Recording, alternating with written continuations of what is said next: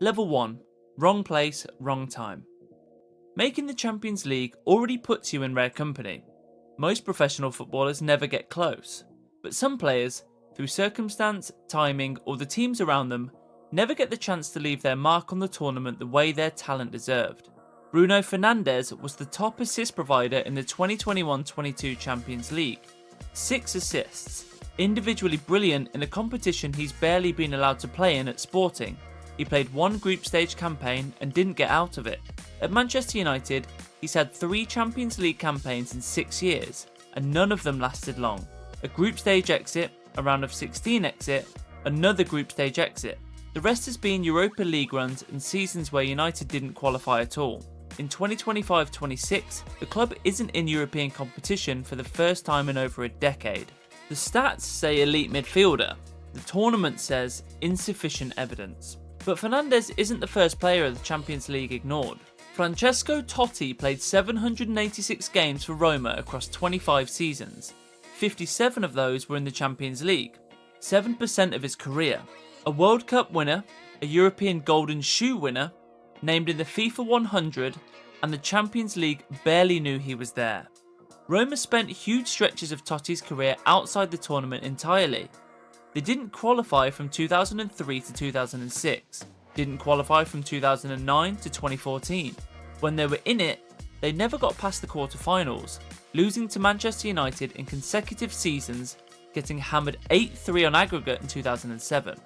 Totti scored 17 goals in those 57 appearances. He became the oldest scorer in Champions League history at the time at 38, chipping Joe Hart at Manchester City in 2014. Roma still went out in the group stage that year. The cruelest part? The season after Totti retired in 2017, Roma beat Barcelona 3-0 at the Olimpico and reached the semi-finals for the first time in the modern era. Their greatest Champions League night happened without their greatest ever player. Fernandes has been at United for 6 years. Totti gave Roma 25. The circumstances are different. The outcome is the same. Individual quality trapped inside clubs that couldn't give them the platform their talent deserved. Level 2. All the goals, none of the glory. Level 1 is about access. Level 2 is different. Level 2 players were there. They showed up, performed, put numbers on the board. But every time the tournament asked its biggest question, can you be the reason your team lifts this trophy? The answer never came. Harry Kane has 48 Champions League goals, the highest scoring Englishman in the competition's history. He was the fastest player to reach 20 Champions League goals, 24 appearances, before Erling Haaland broke that record. And yet, the 2019 final against Liverpool, he rushed back from an ankle injury, started despite fitness concern, and barely influenced the game. Tottenham lost 2-0. It remains his only final appearance. After that, Spurs fell off a cliff. Kane went from a Champions League final to the Conference League in 2 seasons. At Bayern Munich, a semi-final exit to Real Madrid in 2024, a quarter-final exit to Inter in 2025. The pattern held. 45 goals is elite, but there's no moment, no single night, and no defining performance where you can point and say, Kane did that, Kane was the reason. The volume is there, the defining chapter isn't. Neymar tells the same story from a different angle. 43 Champions League goals. He won the Champions League in 2015 with Barcelona, alongside Messi and Suarez as part of one of the most dominant front lines in history.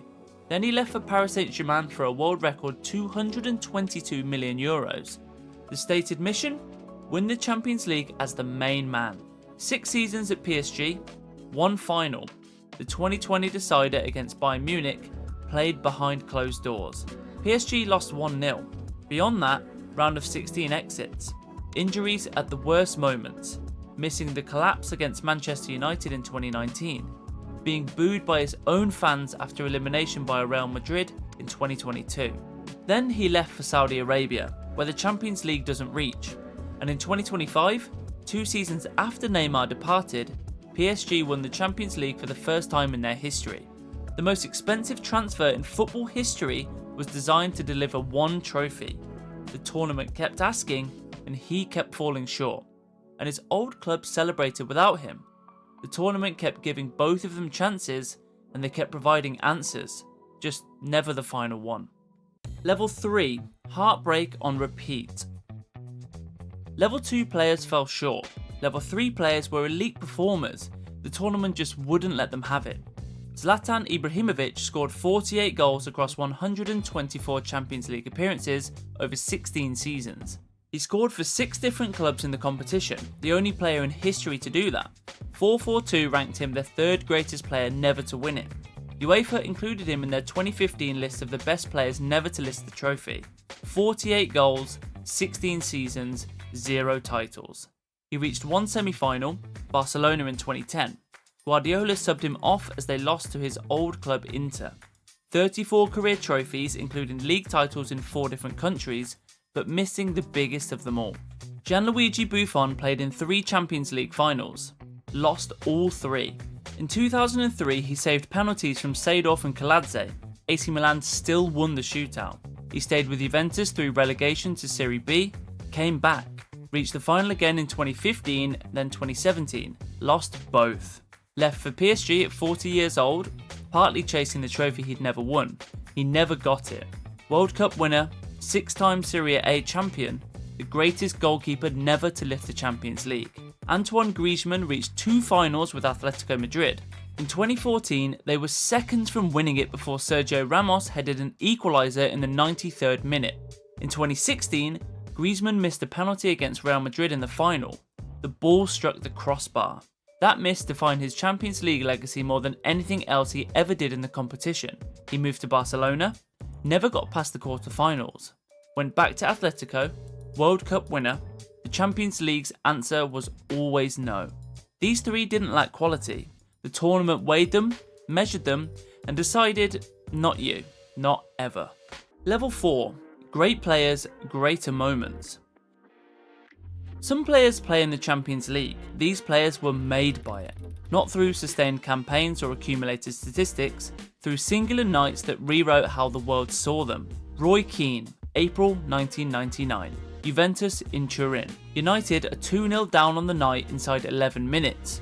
3-1 on aggregate. The tie is finished, and Keane plays the game of his life. He drives forward, heads in the goal that starts the comeback. Then, minutes later, he's booked for a foul on Zidane, knowing now that even if United get through, he'll miss the final. It doesn't slow him down. He refuses to let the team collapse. United win 3-2. Ferguson called it the finest individual performance he'd ever witnessed.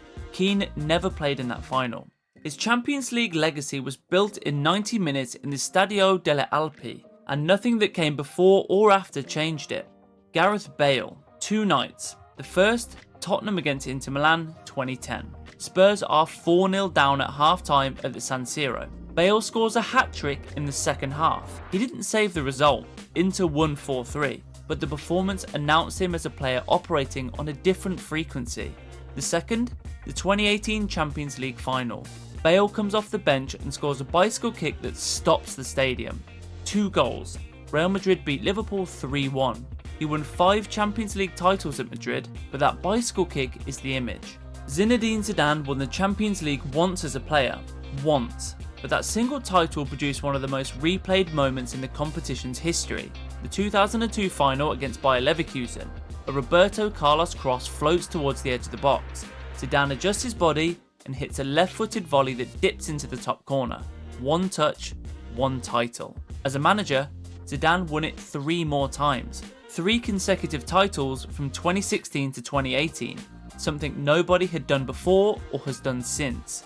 But the video is about players, and as a player, Zidane's Champions League story is that volley, a single strike that elevated a career already full of trophies into something iconic. Level 5, sustained dominance. Level 4 players had moments, Level 5 players had errors.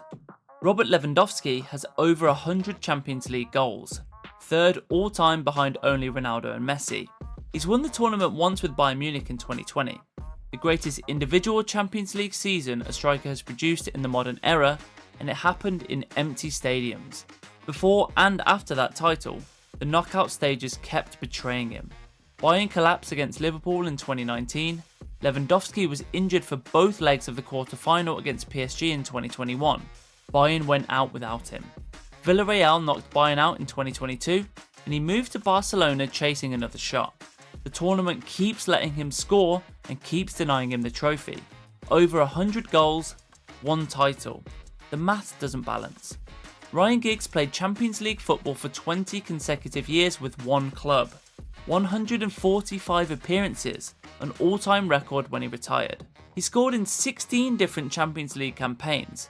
No other player has done that. In the 1999 final, he assisted Sheringham's equaliser in the 91st minute against Bayern Munich. In the 2008 final, he scored the winning penalty against Chelsea in the shootout.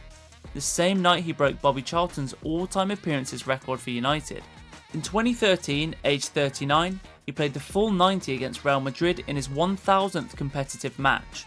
2 titles, 4 finals, 2 decades. Giggs didn't dominate the Champions League through moments, he outlasted it.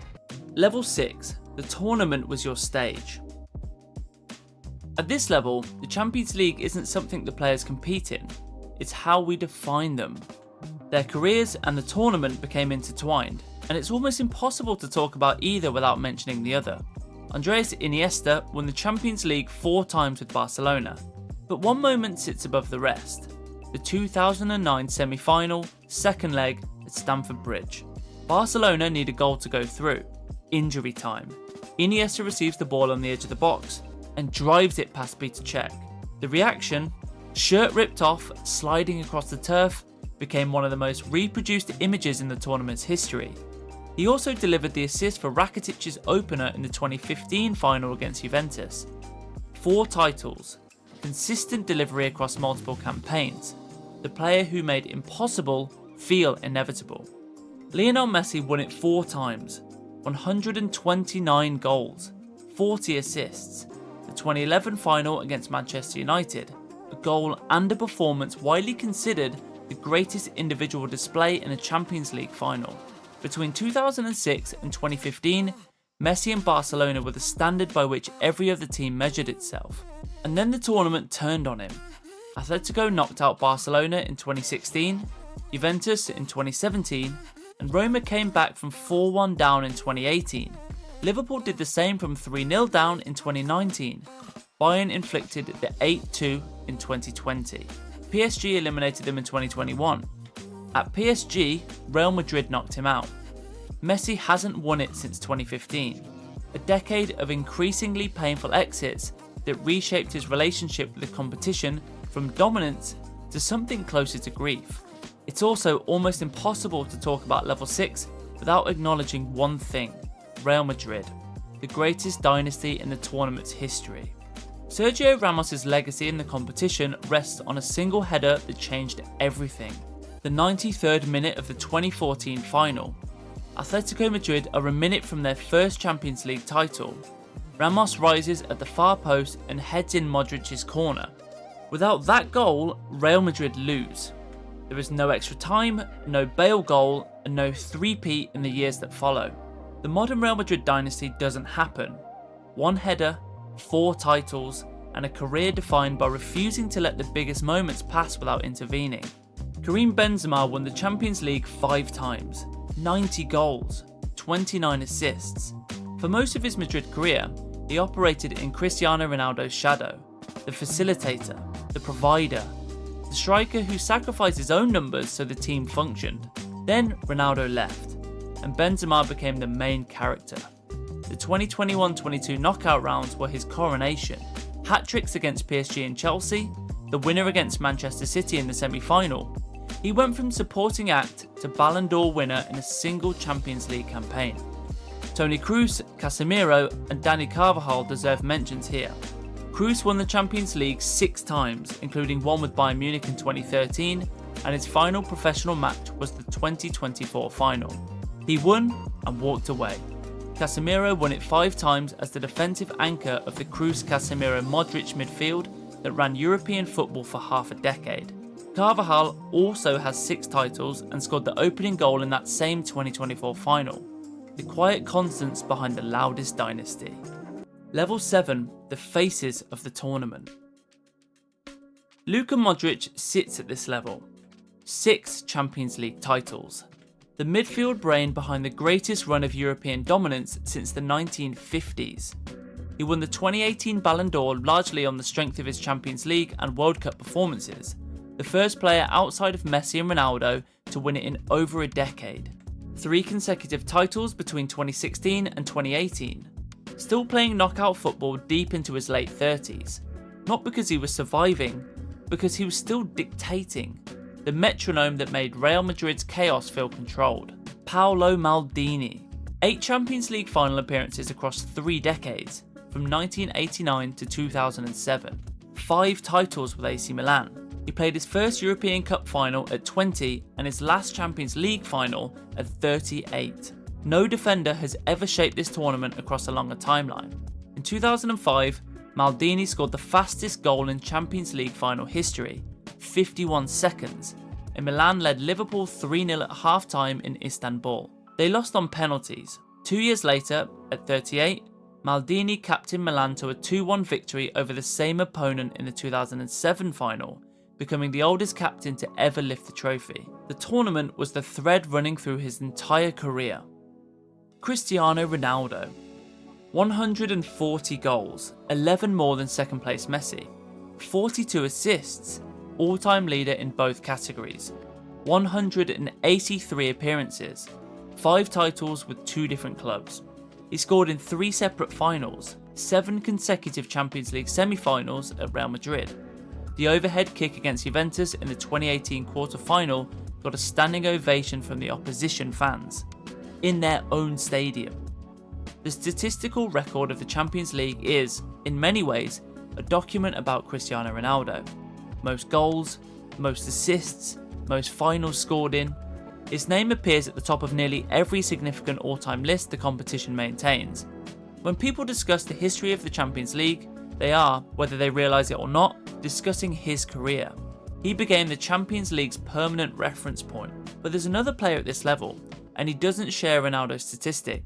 He shares something nobody else in history has. Clarence Seedorf won the Champions League 4 times with 3 different clubs. Ajax in 1995, Real Madrid in 1998, AC Milan in 2003 and 2007. No other player has won Europe's biggest trophy with 3 separate teams. It's a Guinness World Record. On the way to the 2003 final, he helped beat 3 of his former clubs. In the final itself, he missed a penalty in the shootout, but Milan won anyway. Seedorf was never the statistic leader of any of those teams. He wasn't the top scorer, the captain, or the one who got the headlines. But the Champions League followed him wherever he went. Different tactical systems, different decades, the result was always the same. Ronaldo's case is volume. The sheer unreachable weight of goals, assists, and records that nobody else will match.